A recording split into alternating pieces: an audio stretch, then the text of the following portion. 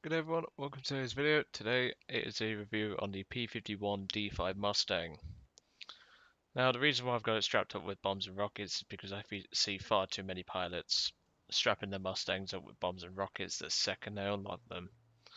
They just go in, do it with a 50 cals, and it is very disappointing to see. I do sound tired, I am absolutely exhausted these last few weeks. This assignment, or these two assignments, because I've just handed one in today, and that's gone off for marking. But I am absolutely knackered, people. I really am. But hey ho, this shouldn't take too long.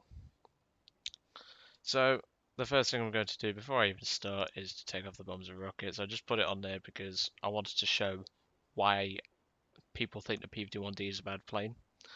Because they just don't have the patience, people. They really don't.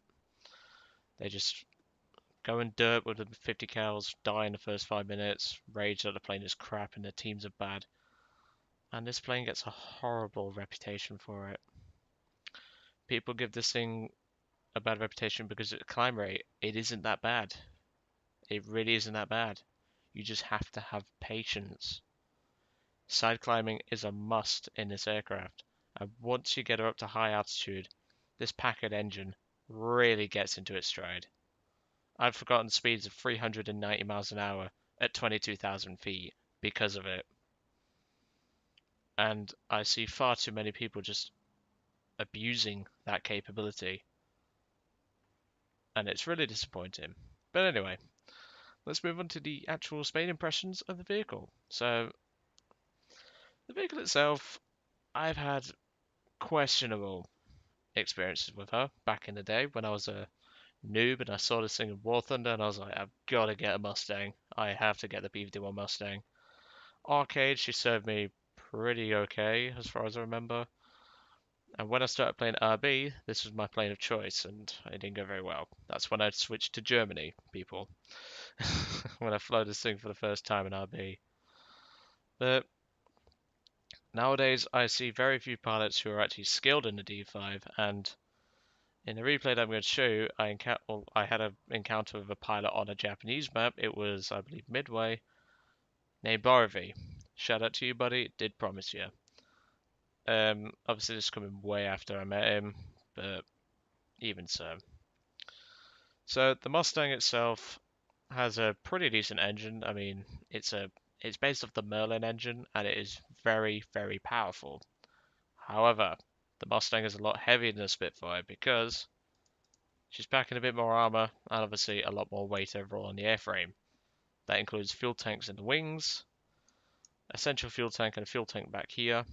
That's all adding weight, and I do not advise taking more than 30 minutes in this plane because she handles like a bus. So for armament and convergence reasons, I use tracers, not because I'm a bad shot, but because you get a post-war ammunition.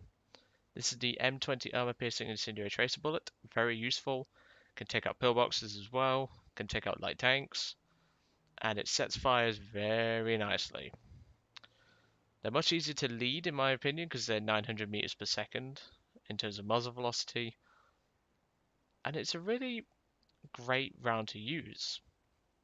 But if you want to be one of those stereotypical D5 pilots, you've got a pretty good bunch of options for both tank RB and air RB, even though I highly advise not using this thing as a ground pounder. 6 HVARs, 6 M8 bazookas, 200-pound bombs, 2 250s, 2 500s, 2 1000s, which weigh the play down significantly, 2 100s and 6 rockets, and 2 500s and 6 rockets. I have seen those ground pounding pilots on Reddit who want the 2 250s and the 6 rockets. Don't know why you would, just use this thing as a fire. She does perfectly fine. So now, Borovi has, I believe, a 4-to-1 kill death ratio in this plane. Obviously, he's flown it around about 1,000 times. Same cannot be said for me. I've flown this plane about 50 times, and, well, let's have a look at my stats for the aircraft. That's arcade. 54 to 21. Now, do bear in mind, when I started Spain in this plane, the kills and deaths were 19 and 26. Sorry, no, 27. Keep that in mind. In total, when I've been spading the plane, because it was about a third spaded, in fact, no, a quarter spaded when I started it, it had 19 deaths, 27 air kills, but I've only lost the plane twice, and I got myself, well, 27 kills in this thing. Ground targets wise, I only killed a single AA gun, and that got a plane done. But seriously, people, I know I'm blabbing on a bit too much about the plane, but the P-51, it just takes time, and you're going to see it in the replay. So let's jump to it. So me and Borovi, we'd only been flying for about 15 minutes in total because I had to go and enjoy some dinner as per usual. It's the one thing that annoys me about online games, is just you can't pause them, and I'm not being funny, I'm a big foodie, so I've got to get my food. As much as I'd love to drag it upstairs and eat whilst flying, I'm not going to do so. Now, those of you may notice the two eagle heads on the back of the on the vertical stabilizer. That is my old insignia. That's what I used to run because I loved the eagle head. It just felt like, because obviously these are birds, or you'd sometimes call a plane a bird, and the eagle head signified the plane climbing through the sky, slicing through the sky, shooting down a target, boom and zooming back up, and just overall having a great time and things like that. That's why I used to be an arcade pilot, because it was a lot easier. Obviously my old arcade loved the the Allison engined P-51 with the 4 cannons. That sadly hasn't been as good because of the Hispano nerf. Now, because I blabbered on a bit too much in the introducing the plane, I'm going to skip ahead. Now, you may have noticed we've been climbing for about 2 minutes now, and the plane is only just hitting 13,000 feet. Obviously, I'm 8 times speed, so the climb rate is severely sped up. Now, as a good altitude to get the Mustang 2, I recommend above 21,000 feet. This is where the engine really gets into its stride, because that's when I believe it switches to second supercharger gear. And Borovi runs MEC, so that's why it's far ahead of me. But once you get to this altitude, she handles just fine. Now, in typical American Allied fashion, my team has collapsed. Borovi's just forced the G2 there to stall out, and also the F4 to stall out.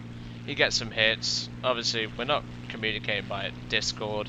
He has said he'll get it, thankfully. And I thought, well, I better clean him up, and well, that's why I use traitors, people. It does a heck of a lot of damage. First air kill for me. Now, a lot of action is going to happen in the last 4 minutes, so have your notepads ready.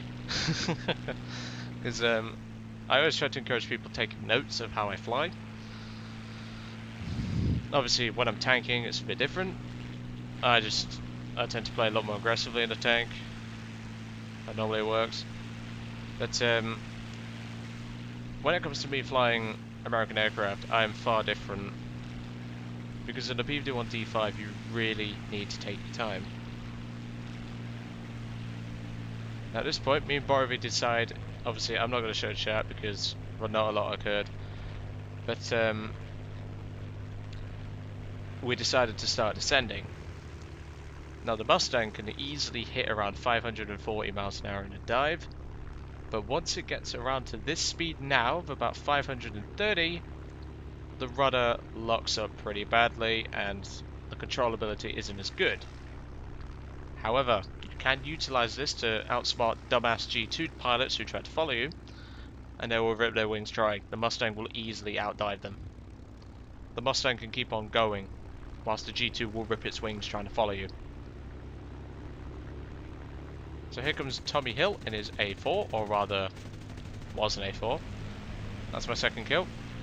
Barbie lets me know that there's another plane above us in the form of a Focke-Wulf 190 A5. And if you notice there, I did not turn immediately for the 190. I stuck my nose up.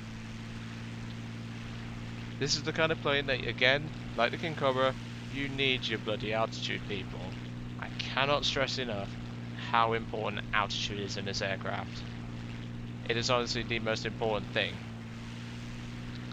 Now, Borovy's just claimed, I believe, his third kill. If we look at the... In fact, if we go to him... No, it's his second. And I believe he is going to get a kill on either the F4 or the G2.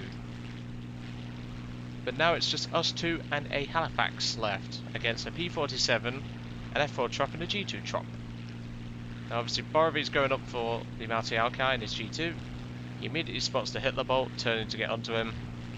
And here comes the other 109. So I decide Hitler bolt's the more dangerous threat. Borovy can handle one of them. And there goes the Hitler bolt. Brake immediately, using my speed that I gained in the dive to brake out the way to G2.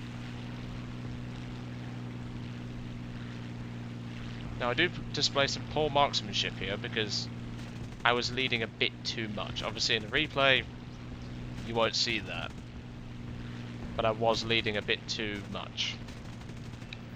But don't worry, we get a bit close here with the F4 Trop getting rather close. I crit the Multi Alki in his BF-19G.